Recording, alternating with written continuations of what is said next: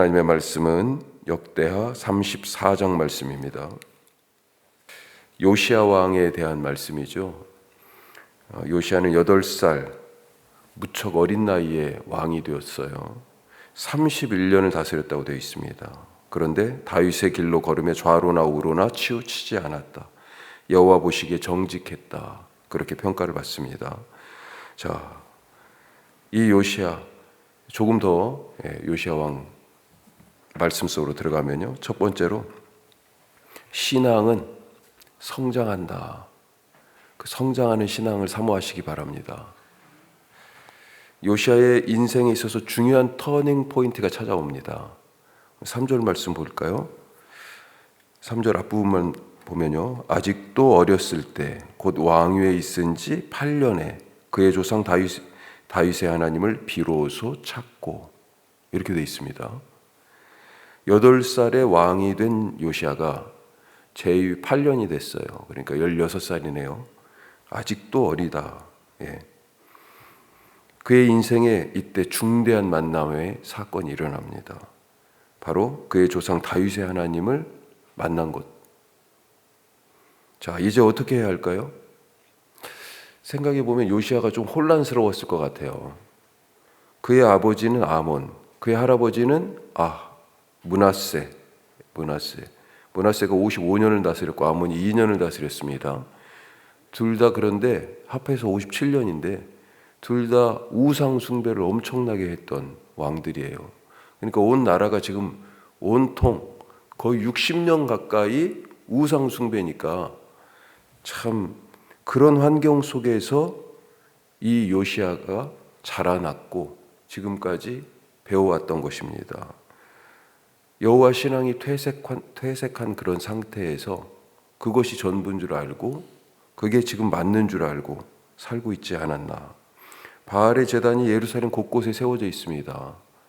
제단 위에 높이 달린 태양상들이 있었다 이렇게 되어 있습니다. 그런데 이 태양상이라는 단어 뜻을 조금 더 본 뜻에 충실하면 분향단이라고 볼 수 있는 그런 거예요. 그러니까 아마 제단을 높이 쌓고 그 위에다가 태양상이라고 지금 표현되어 있긴 하지만 분향단 같은 것을 놓지 않았나. 자, 그런 것들이 온 나라 곳곳에 있습니다. 어린 요시야는 그동안 이 바알 신앙과 여호와 신앙이 뒤섞인 상태에서 살았고 아마도 바알 신앙이 더 우위에 있는 그런 환경에서 보고 배우고 왕이니까 자기도 그런 걸 뭘 했었을 거 아니에요. 태양상의 분향도 했을 거고 아마 바알, 아세라 이런 우상들도 어려서 8살에 왕이 됐는데 뭘 알겠어요. 가르쳐 주는 대로 그냥 이렇게 왕이 이렇게 하는 겁니다 하면 옆에서 신하들이 얘기하면 그냥 그게 맞는 줄 알고 했을 거 아니에요. 그러던 중에 다윗의 하나님 여호와를 인격적으로 만났으니 얼마나 혼란스럽겠어요.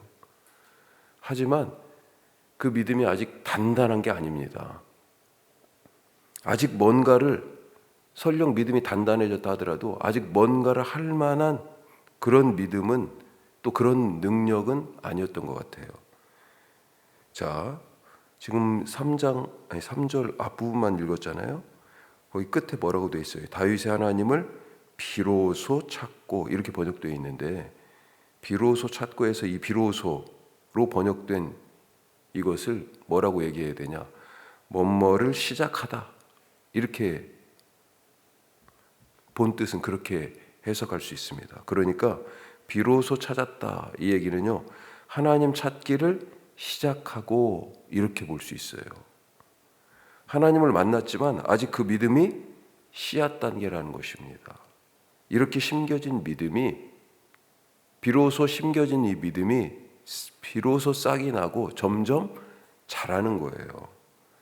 하나님을 찾기 시작한 때로부터 그래서 4년이 더 지나고 나서 요시야가 20살 되었을 때 드디어 이 신앙이요 자라서 바깥으로 보여지네요. 드러나요.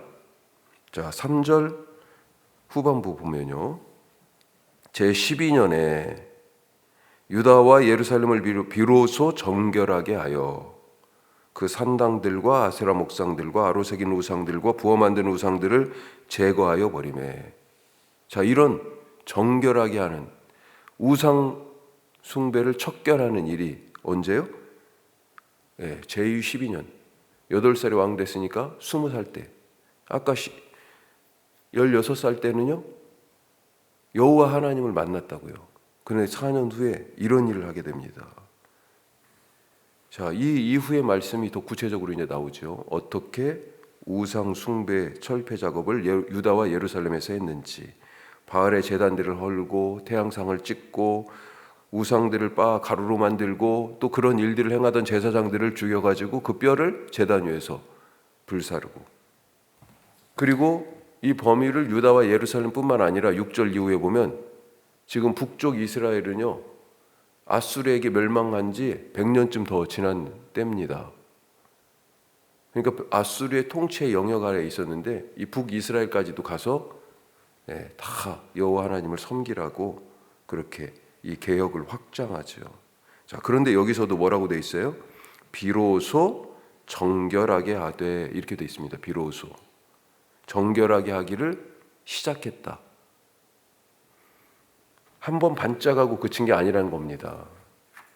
그때부터 시작해서 쭉 일하는 거예요.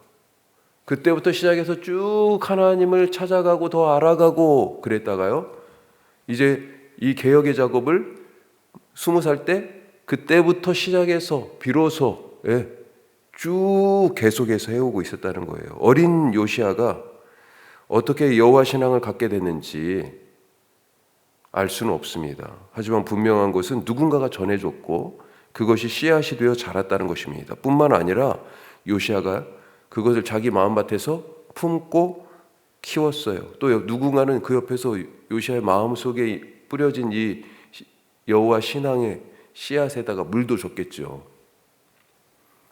그리고 이 신앙이요 계속 자랐습니다. 적절한 때가 오기를 기다렸어요. 요시아가요 자기가 왕이지만 마음을 품었다고 뜻대로 다 되는 건 아니잖아요. 오늘 여러 사람들이 등장하는데 요시아의 뜻에 동의하고 그 행동으로 결단 있게 행동의 결단으로 용기 있게 협력할 그런 사람들을 준비하고 때를 기다렸던 것은 아닌가. 그때가 비로소 요시아 20살 때 이 신앙을 다시 세우는 갱신의 작업을 한 것 아닌가. 오늘도 우리의 신앙, 우리의 때가 무르익고 있습니다. 점점 자라고 있어요. 그렇게 자라서 하나님의 영광을 위하여 드러나고 모두가 주님 앞에서 바로 설 수 있는 그런 은혜 누리실 수 있길 바랍니다. 자, 두 번째로 언약을 갱신하라. 언약을 갱신하라. 자, 여호와의 전을 수리하는 일이 있습니다. 전에 요아스 때도 그랬죠. 요아스는 성전에서 숨겨서 아기였었는데 제사장 여호야다가 숨겨가지고 자랐잖아요. 자, 나중에 왕이 돼서도 여호와의 전을 수리하게 되는 그런 일들이 있었는데 오늘 말씀도 이걸 아마 숨겨놨던 것 같아요. 그래서 여호와의 전을 수리한다고 그러니까 이 헌금한 돈을 갖다 줍니다. 자, 그때 제사장 hil기야가 여호와의 율법책을 발견합니다. 여호와의 전을 수리하다가 서기관 사반을 통해서 왕 요시아에게 이 율법책이 전달돼요. 자, 왕이 19절 말씀 같이 한번 읽어볼까요? 19절 왕이 율법의 말씀을 듣자 곧 자기 옷을 찢더라. 왜 찢었어요? 이 말씀을 듣고 참담해서 그런 거예요. 이 말씀이 너무 충격적인 거예요. 말씀을 들었는데 죄를 찢는 행위는 옷을 찢는 행위는 축복이 아니라 재앙에 대한 심판에 대한 그런 의미를 담고 있죠. 재앙이 임박했음을 뜻하는 것입니다. 그래서 이 책의 말씀에 대해서 사람을 보내 너희가 여호와께 더 물어봐라. 더 구체적으로. 그러니까 제사장이요 hil기야가 여선지자 훌다에게 또 사람을 보내가지고 다각도로 지금 이 말씀의 뜻에 대해서 더 깊이 알아보려고 하죠. 자, 훌다는 뭐라고 얘기합니까? 여호와를 버리고 다른 신을 섬긴 그 죄에 대하여서 하나님이 심판할 거다, 재앙을 선포합니다. 하지만 희망적인 말도 해요. 요시야가 이 율법의 말씀을 사반이 갖고 와서 읽어줬잖아요. 듣고 겸손하여서 옷을 찢고 통곡하여 부르짖었기 때문에, 그러니까 회개한 거죠. 이 회개한 것을 하나님이 들으시고 요시야 시대에는 이 재앙을, 이 심판을 면하게 하신다. 자, 이 말씀 들으니까 내가 요시야라면 어떤 생각이 들었을까요? 아유, 그래도 괜찮다. 안도의 한숨을 쉬지 않았을까요? 우상 숭배에 대한 재앙이 오기는 하지만 나는 그 재앙을 비껴갈 수 있다. 참, 이게 재앙이 좋아야 되는 거예요? 그렇지 않아야 되는 거예요?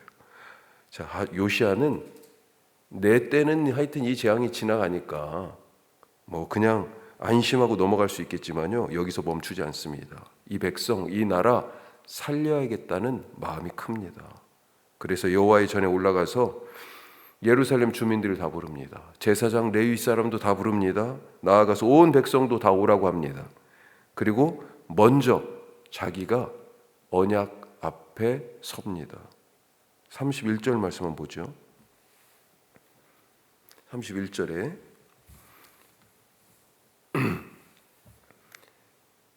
왕이 자기 처소에 서서 여호와 앞에서 언약을 세우되, 이렇게 되어 있습니다. 왕이 먼저 솔선수범해요.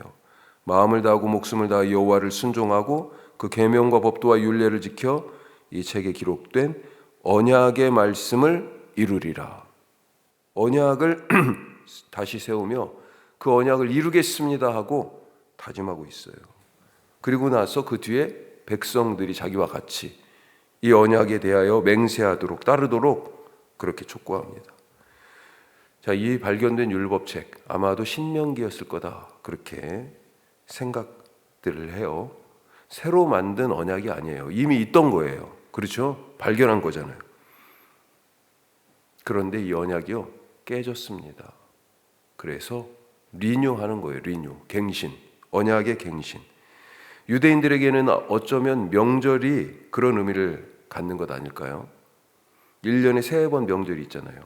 그런데 명절이 그냥 오는 게 아니에요. 다 명절마다 의미가 있어요. 전에 하나님과 했던 약속을 되새기고 베푸신 은혜를 기억하면서 하나님 안에 살기로 그 명절에 성전에 꼭 올라와야 되잖아요. 와서 다시 그 언약을 갱신하는 거예요. 다짐합니다. 우리의 매 주일 예배도 이런 언약 갱신의 예배다, 그렇게 생각해요. 다시 하나님의 은혜로, 하나님의 말씀으로 하나님만 예배하며 살겠습니다 라고 하는 갱신의 예배. 갱신이 뭐예요? 계약 기간이 만료돼 가지고 다시 활성화시키는 거잖아요. 매 주일, 그리고 새벽마다 우리가 이 자리에 앉을 때마다 다시 그 언약 속으로 들어가실 수 있길 바랍니다. 기도하겠습니다. 신앙은 성장합니다. 나의 믿음이 자라고 있습니까? 잘 품고 계십시오. 물도 잘 주고요. 요시야가요, 여호와 하나님을 찾기 시작한 그때부터 계속해서 더 깊이 찾아갔습니다. 비로소 정결하게 하기를 시작한 그때부터 계속해서 꾸준히 그 일을 행했고요. 그래서 유월절을 지키게 됐고, 그리고 율법책도 찾게 됐고, 그렇게 되는 것입니다. 주님, 꾸준한 신앙생활, 잘하는 신앙생활 하게 하옵소서. 뿐만 아니라 우리와 함께 하신 변함없는 하나님의 약속, 우리가 깨뜨렸어요. 하나님, 언약을 갱신합니다. 요시야가 먼저 말씀을 지키고 백성들에게도 그렇게 살자 권했던 것처럼 우리가 먼저 좋은 믿음의 본을 보이게 하여 주옵소서. 주 앞에 올 때마다 이 언약을 새롭게 하고 내가 하나님의 약속의 백성인 것을 잊지 않게 하옵소서. 우리 기도하시고, 우리 교회 이번 주일날 우리 내년도 목회를 위한 오픈 회의가 있습니다. 같이 함께하여서 하나님의 지혜를 모으고 열심히 뜨겁게 기도하는 그런 교회로 새 목회를 준비하게 하옵소서. 혁신도시 1만 2천여 세대 주님 기억하여 주시고 17개 교회가 있습니다. 정말 복음에 합당한 열심 있는 교회들 되게 하여 주옵소서. 우리 다 같이 기도하겠습니다.